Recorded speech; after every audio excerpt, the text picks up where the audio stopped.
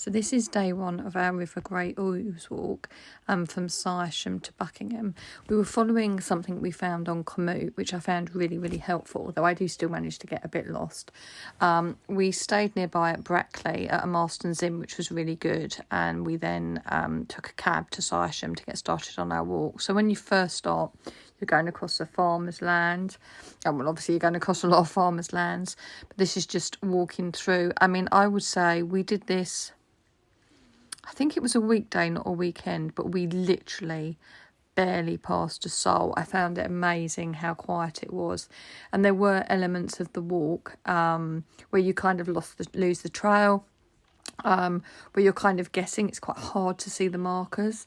And there were some elements, like once we'd got through this particular woodland, for example, and over some of the stiles we were going over, it was quite clear that not many people used them. You know, we were bashing back blackthorn to climb over.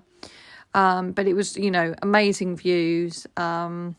These were some lovely new barns. You come part of the way through the trail. We came through Stowe, through the National Trust property. They were very friendly, very helpful. We used their cafe and their loos, and had my son had a cookie. I think we were both really glad to see a drink and some food. We did have a few things, but because we were travelling light for a few days, we genuinely weren't carrying much food or anything, just a few sweets and some drinks. So yeah, we were glad to see somewhere to stop.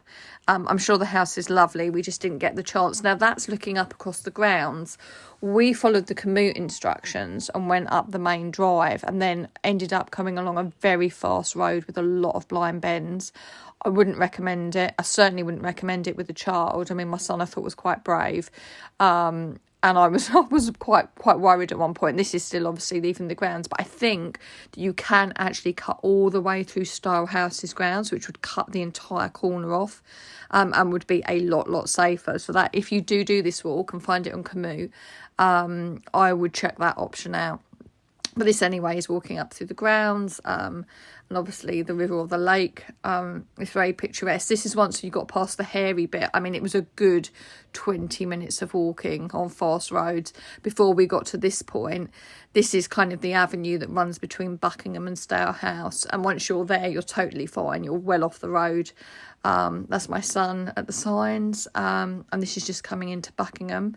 That night we stayed at, I think it was Villiers Hotel. Again, amazing room, lovely staff, really good breakfast.